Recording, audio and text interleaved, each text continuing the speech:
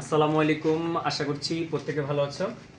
আমরা গত পর্বে আলোচনা করেছিলাম একাদশ দ্বাদশ শ্রেণীর ব্যাংক সমন্বয় বিবরণী তৃতীয় অধ্যায় কুমিল্লা বোর্ড 2023 ক নাম্বার প্রশ্ন নিয়ে আমরা আলোচনা করেছিলাম। আজকে আমরা আলোচনা করব, আমাদের আলোচনার বিষয়বস্তু হচ্ছে খ নাম্বার প্রশ্ন। অর্থাৎ আমাদেরকে বলা হয়েছিল উপরোক্ত লেনদেনগুলো তোহা অ্যান্ড সন্সের জাবাদা বইতে লিপিবদ্ধ করো। অর্থাৎ যে সমস্ত লেনদেনগুলো তোহা অ্যান্ড সন্স তাদের নগদান বইতে লিখে নাই, ওই লেনদেনগুলোকে আমরা এখন জাবাদাভুক্ত করব। তার মধ্যে আমরা দেখি প্রথমে 3 নাম্বার যেটা আছে, তিনে বলা হয়েছে কি, ব্যাংক বিনিয়োগের সুদ আদায় করেছে 15,000 টাকা, কিন্তু নগদান বইতে লিপিবদ্ধ হয়নি। দুঃখিত, এর আগে হবে ব্যাংক কর্তৃক প্রাপ্য হিসেবে অর্থ আদায় 6,000 টাকা, যা নগদানভুক্ত হয়নি। অর্থাৎ ব্যাংক প্রাপ্য হিসাব থেকে 3 নম্বরে যেটা ছিল, ব্যাংক প্রাপ্য হিসাব থেকে 6,000 টাকা আদায় করেছে, যেটি আমরা নগদান বইতে লিখি নাই। এর মানে হচ্ছে আমাদের যে প্রাপ্য হিসাব, মানে আমরা যেটাকে সনাতন পদ্ধতিতে দেনাদার বলতাম, এই আমাদের দেনাদারের কাছে আমরা যে টাকাগুলো পাই, এই দেনাদাররা কি করে, আমাদের টাকাগুলো অনেক ক্ষেত্রে আমাদেরকে এই নগদ এসে আমাদেরকে ক্যাশ দিয়ে যায়, নতুবা টাকাটা আমাদের অ্যাকাউন্টে ট্রান্সফার করে দেয়। তো যখন আমাদের অ্যাকাউন্টে টাকাটা ট্রান্সফার করে দেয়, যখন আমাদের অ্যাকাউন্টে টাকাটা জমা করে দেয়, তখন কিন্তু আমরা সাথে সাথে নিউজটা নাও পেতে পারি, বা নিউজটা আমাদের কাছে অনেক সময় বর্তমান আধুনিক যুগে যখন কেউ আমার অ্যাকাউন্ট থেকে টাকা তুলবে, বা আমি তুললে, বা আমার কোনো দেনাদার যে ফাওনাদার যদি টাকা তুলে, বা আমার কোনো দেনাদার টাকা জমা দিলে, যেভাবে হোক আমার অ্যাকাউন্টে যা কিছুই ঘটবে, বর্তমান আধুনিক যুগে কিন্তু মেসেজ চলে আসে। সেক্ষেত্রে দেখো, আমার দেনাদার যদি আমার অ্যাকাউন্টে টাকাটা জমা করে, তাহলে এটা আমি লিখবো কখন, যখন আমি জানতে পারবো। তো এখন আমি জানলাম, ধরো এখন আমি জানছি, তাহলে আমি আমার নগদান বইতে যাবো, এটা লিখবো কিভাবে লিখবো, দেনাদার আমার অ্যাকাউন্টে টাকাটা জমা করছে, তার মানে আমার অ্যাকাউন্টে টাকাটা জমা করলে আমার অ্যাকাউন্টে টাকাটা বেড়ে যাবে, আমার ব্যাংকে যে অ্যাকাউন্ট আছে ওই অ্যাকাউন্টে আমার টাকাটা বেড়ে যাবে। তার মানে ব্যাংক আমার সম্পদ, ব্যাংক হচ্ছে আমার ব্যবসা প্রতিষ্ঠানের জন্য সম্পদ। সম্পদ বাড়লে আমরা সবাই জানি ডেবিট, ব্যাংকে বাড়বে মানে ব্যাংকে টাকা বেড়ে যাবে। 3 নাম্বার তারিখ, অথবা কোনো তারিখ না, তারিখও দিতে পারি, 2000 কত সাল ছিল, 2022 সাল, 2022 ডিসেম্বর 31 তারিখে আমার ব্যাংকের টাকা বেড়ে গেছে। ব্যাংক হিসাব ডেবিট। হ্যাঁ, টাকাটা আমাকে কে দিছে, আমি দিছি না আমার দেনাদার দিছে? অবশ্যই আমার দেনাদার দিছে। তোমাদের এখানে তো বলাই আছে দেনাদার জমা করছে, তার মানে আমি দেনাদারের কাছে আগে পেতাম, এখন আমার দেনাদার কিছুটা কমে গেছে। অর্থাৎ আমি দেনাদারের কাছে ধরো আগে 10,000 টাকা পেতাম, দেনাদার যদি আমাকে 6,000 টাকা দেয়, তাহলে আমার দেনাদার 6,000 টাকা কমে গেছে, আমি আর 4,000 টাকা পাবো।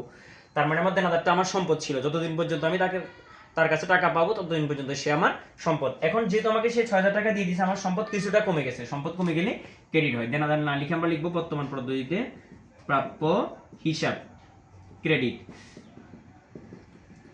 6,000 টাকা।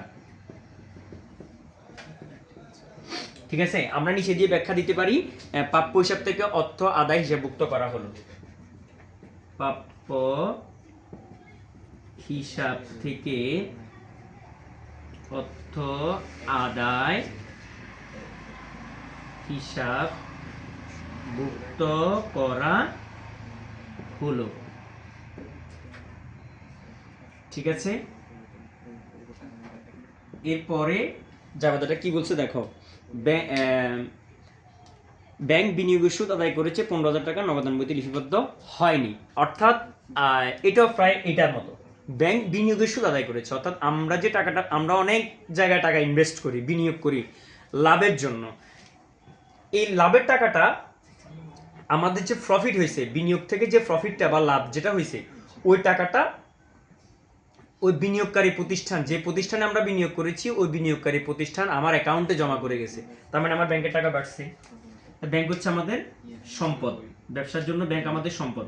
ঠিক আছে, আমার কাছে যে টাকাটা আমার ক্যাশে আছে ওইটা আমার সম্পদ, আমার ব্যাংকে যেটা আছে ওইটা আমার সম্পদ। ক্যাশ আর ব্যাংক কাছাকাছি, সেম জিনিস। ঠিক আছে, ক্যাশে থাকা, বর্তমান পরিস্থিতিতে ক্যাশে থাকা আর পকেটে থাকা যে কথা, ক্যাশে থাকা যে কথা, ব্যাংকে থাকাও একই কথা। ব্যাংক আমাদের সম্পদ, সম্পদ বাড়লে ডেবিট, কারণ টাকাটা আমার অ্যাকাউন্টে জমা হয়েছে, বিনিয়োগের সুদ, সম্পদ বাড়লে ডেবিট, ব্যাংক হিসাব ডেবিট। এই যে আমি বিনিয়োগের সুদ পাইলাম, এটা আমার ব্যবসার জন্য একটা আয়, তাহলে আমার ব্যবসার একটা আয় বাড়ছে। ঠিক আছে, আয় বাড়লে ক্রেডিট, বিনিয়োগের সুদ ক্রেডিট, বিনিয়োগের সুদ ক্রেডিট। ব্যবসার যে কোনো প্রকার আয় বাড়লে ক্রেডিট, সম্পদ বাড়লে ডেবিট। এগুলো হচ্ছে জেনারেল বিষয়, এগুলো ক্লাস 9-10 এর পড়া। কত টাকা 15,000।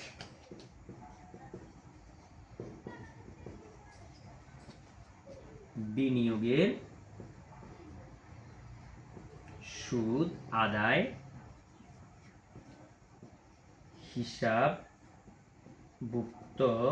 করা হলো। এরপরে কি বলছে দেখো, একই এন্ট্রিতে বলা আছে ব্যাংক মঞ্জুরিকৃত সুদ 2,500 টাকা। ব্যাংক মঞ্জুরিকৃত সুদ, এই যে আমরা ব্যাংকে অ্যাকাউন্ট করি, ব্যাংকে অ্যাকাউন্ট করার পর ব্যাংকে আমরা অনেক টাকার লেনদেন করি, যারা ব্যবসায়ী আর কি, অনেক টাকা লক্ষ লক্ষ কোটি কোটি টাকা ব্যাংকের সাথে তাদের লেনদেন হয়। এই লেনদেনগুলো করতে গিয়ে মাস শেষে ব্যাংক তাদেরকে একটা ন্যূনতম প্রফিট দিয়ে থাকে, ঠিক আছে। এই প্রফিটের টাকা, এই প্রফিট আমাদেরকে বলছে কি ব্যাংক কর্তৃক মঞ্জুরিকৃত সুদ, অর্থাৎ ব্যাংক আমার যে টাকাটা ব্যাংকে আছে, যেটা দিয়ে আমি ব্যবসা করতেছি বা ওরা আমার যে টাকা নিয়ে ব্যবসা করতেছে, এই টাকার উপর ব্যাংক আমাদের মাস শেষে একটা সুদ দিছে, ঠিক আছে। তো টাকাটা কিন্তু আমাকে ক্যাশ দিবে না, ব্যাংক আমাকে ফোন করে বলবে না ভাই আপনার টাকা নিয়ে যান, এরকম বলবে না। ব্যাংক কি করবে, মাস শেষ আমার অ্যাকাউন্টে টাকাটা যোগ করে দিবে, মানে আমার অ্যাকাউন্টে টাকাটা বেড়ে যাবে। তো ব্যাংক হচ্ছে আমার ব্যবসার সম্পদ, সম্পদ বেড়ে গেলে ডেবিট, ব্যাংক হিসাব ডেবিট, ব্যাংক হিসাব ডেবিট। এই যে ব্যাংক আমাকে সুদ দিল, সুদটা কিন্তু আমার জন্য একটা আয়, ঠিক আছে, আয় বাড়লে ক্রেডিট, ব্যাংক সুদ ক্রেডিট, ব্যাংক সুদ হিসাব ক্রেডিট 2,500 টাকা।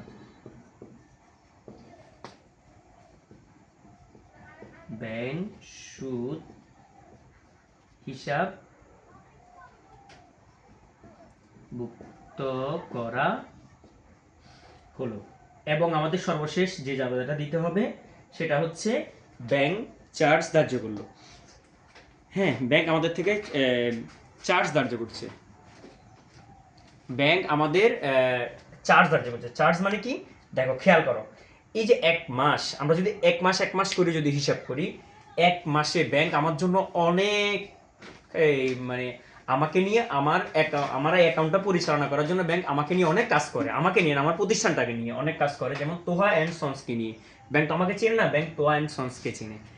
এই প্রতিষ্ঠানটা নিয়ে ব্যাংক অনেক কাজ করে। যেমন আমি টাকা ব্যাংকে জমা করতেছি, আমি আমার ব্যাংকে অর্ডার করতেছি আমার ফানাদেরকে টাকা দিয়ে দেওয়ার জন্য, আবার আমার দেনাদার আমার অ্যাকাউন্টে টাকা জমা দিচ্ছে, আবার আমি বিভিন্ন জায়গা থেকে বিভিন্ন মুনাফা পাচ্ছি, সেটা আমার অ্যাকাউন্টে জমা হচ্ছে। সোজা কথা হচ্ছে ব্যাংক আমাকে নিয়ে অনেক কাজ করতেছে, এই জন্য ন্যূনতম একটা চার্জ ব্যাংক আমার থেকে নিবে। এই চার্জটা কত টাকা নিছে, 600 টাকা।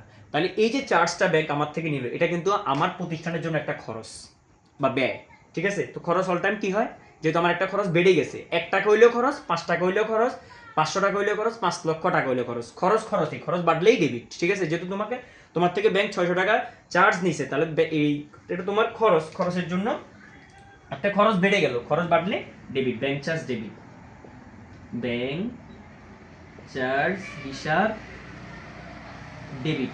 টাকাটা ব্যাংক কোথেকে কাটবে, তোমার বাড়ি থেকে এসে নিয়ে যাবে না, মাস শেষে তোমার অ্যাকাউন্ট থেকে মাইনাস করে দিবে। তার মানে তোমার ব্যাংকের টাকাটা কমে যাবে, ব্যাংক তো তোমার সম্পদই, সম্পদ কমে গেলে ক্রেডিট, ব্যাংক হিসাব ক্রেডিট 600 টাকা, ঠিক আছে। ব্যাংক চার্জ হিসাবভুক্ত করা হলো। এই হচ্ছে আমাদের কুমিল্লা বোর্ড 2023-এর খ নাম্বার প্রশ্নের উত্তর। তোহা অ্যান্ড সন্সের জাবেদা বইতে আমরা লেনদেনগুলো দিলাম। পরবর্তী পর্বে আমরা ব্যাংক সমন্বয় বিবরণী ঘ নাম্বার যেটা আছে ওইটা নিয়ে আলোচনা করব। ততক্ষণ পর্যন্ত তোমরা সবাই ভালো থাকো, সুস্থ থেকো। সফল একাডেমির পক্ষ থেকে তোমাদের সবাইকে আন্তরিক অভিনন্দন ও শুভেচ্ছা। আল্লাহ হাফেজ।